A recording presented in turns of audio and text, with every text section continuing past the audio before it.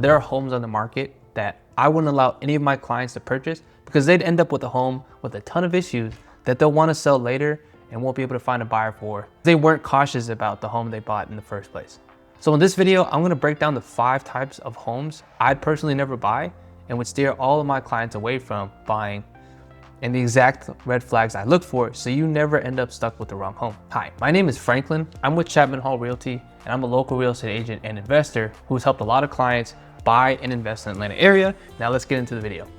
Number 1, which is a couple red flags I'm gonna go over, is usually the wrong environment, and that's what's around the house.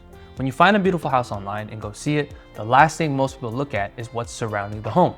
You got tunnel vision on the house itself, the brand new kitchen, maybe the brand new bathrooms, and you kind of overlook what's surrounding it.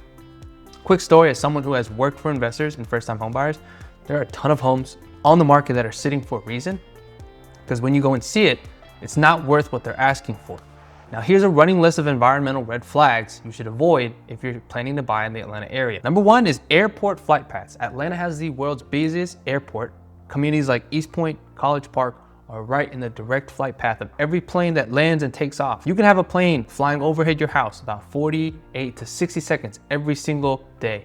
And the bigger planes, you feel the house literally shake because of how big they are. People say you stop hearing it after a while, and I think you honestly do, but every buyer who tours your home on resale hears it immediately and it ruins the value. The next thing, which similar to airports is a very big red flag, is railroads. Atlanta was literally built on railroads, and we were called terminus at one point.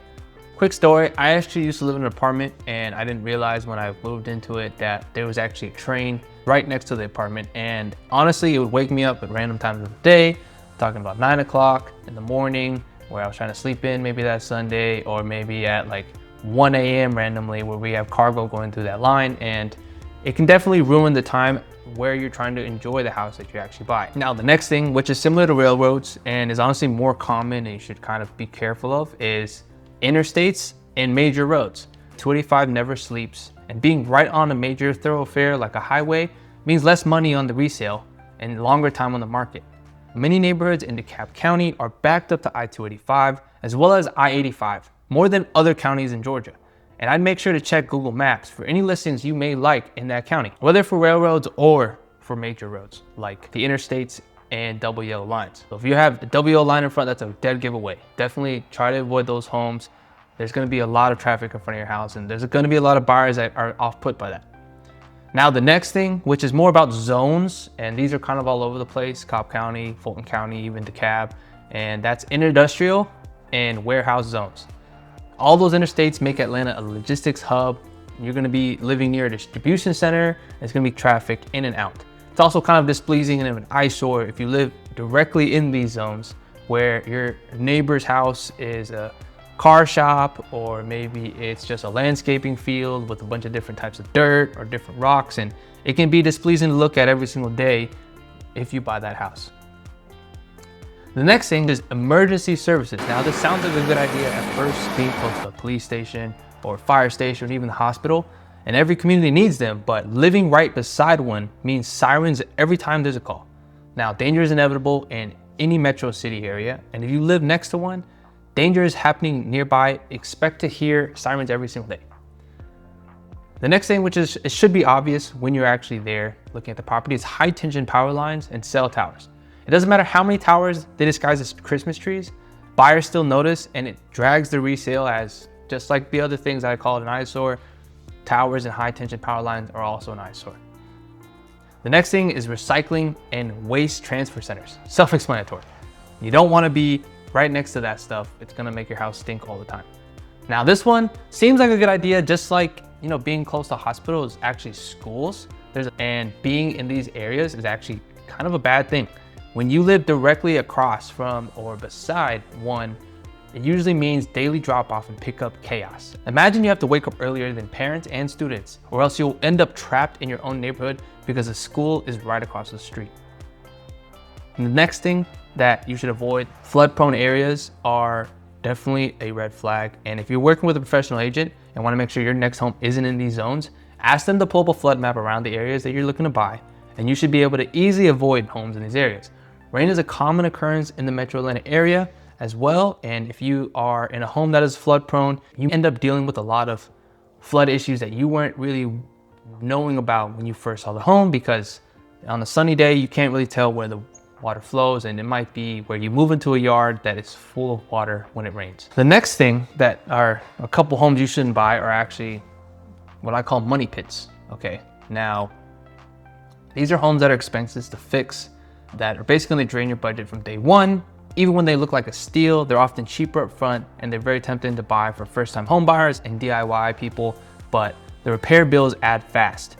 The big offenders are homes that are built from 80s and 90s with aging systems and a few materials that are not really up to code anymore. For context on system costs, a water heater is about $2,000 to $3,000, but a roof runs $8,000 to $20,000. One HVAC system is $8,000 to $12,000, and on a 2 or 3 system home, that puts you $24,000 to $36,000. Now, the material specific red flags is LP siding. Built fast and cheap, everyone in the 80s and 90s, and a ton of metro homes still have it. It's expensive to replace unless the house is a screaming deal. That's a no for me. I'm not gonna buy it. Atlas Chalet shingles. They look like architectural shingles, aren't. The lines are uniform. They were rated for 30 years and started falling in a couple years. Roofers will knock on your door offering insurance replacement, but not every insurer covers it. A new roof can cost $8,000 to $20,000 depending on the size of the house. It's not a question of if it fails, but when. There was 3 iterations, they all failed, hence the class action lawsuits for them. Look for blue or gray bluish pipes with brass elbow fittings, which is usually where they leak. Replacements start around $5,000 to $6,000 for a small 2-bath home and climbs fast with more baths than sinks. If your home has synthetic stucco, this is prone to moisture problems. Easy test, knock on it. If it sounds hollow, it's likely synthetic, roughly 1980s to early 2000s. The bottom line, the build year of every home should tell you a lot of which of these you might be dealing with. If a home looks like a fixer-upper, but they're charging full price, just walk away.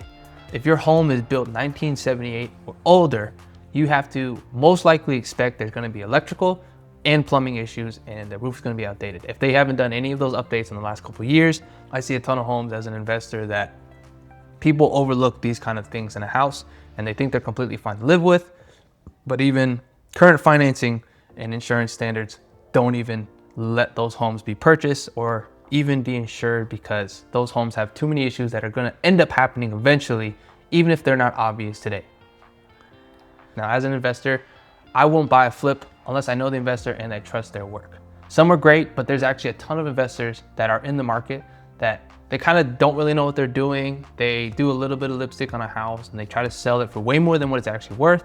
All the cosmetic stuff shows well, while the meat and bones issues get hidden instead of fixed. This happens a lot because a lot of homeowners right now are kind of greedy, to be honest, what they're asking for, and they're trying to get the most money possible. And when it comes to flippers, they get fallen into the trap where they buy the house at the wrong price, they spend a lot of money in repairs, and there's still issues that they needed to go over, and they end up not having the money to do it. So if you're looking at a previously flipped home, the biggest red flag is how it often changes hands. People stay in a home 8 to 10 years on average. So when I see a home that's sold 4+ times in the last 4 or 5 years, that's not normal, and something's definitely going on with the house. So I would always look at the sales history to make sure, did the last homeowner really enjoy living here? Now, number 4 is bad neighbors. You can't pick your neighbors after closing, but you can do your homework before. You walk up to a gorgeous house and the place next door is falling apart, overgrown lawn, a junk car, trash everywhere. That neighbor's been there a long time and it isn't going anywhere. When you resell, the next buyer sees it and passes. So you should check who you'd be living next to before you ever make an offer. Number 5 on this list is bad lots, okay? There's definitely a ton of homes where there's a beautiful house on a terrible lot and it's still a bad deal. Houses on tall driveways take longer to sell than ones that are on flat driveways. As someone who used to live on a tall driveway, let me tell you how much work it is to take out the trash and walk up back to your house after a long walk. Imagine you gotta take out the trash and you gotta basically plan a 10-minute mile run. That's how long it takes to get up and down those hills, and it can be hard on your knees, especially if you're an older person. Now, the exact opposite is also bad, where your driveway slopes down. You may not see the issue when it's raining. That means that all the water will be flooding down your driveway and the hill itself, and possibly flood your backyard with water if your backyard also had bad drainage issues. I'm also talking about lots that don't have a backyard either. The lot itself can sink your resale and open up a whole list of expensive problems, so don't do it. So to end off this video, these are the 5 things I never buy, and that's basically a bad environment, money pit builds, sketchy investor flips, bad neighbors, and bad lots. None of these are obvious in a quick weekend showing, which is exactly why people get caught up. That's why there's a reason and standard for people to buy a house, have an inspection period to really go over all the issues that the house might have, and have enough time to really go over all the possibilities that they have to consider if they're actually gonna move into this house. That's gonna be everything for this video today. If you're looking to work with a trusting and reliable agent in the Metro Atlanta area, reach out to me in the description below. Either book a call or call me directly, and we can get started on helping you buy the right house and make sure you don't buy the wrong one today.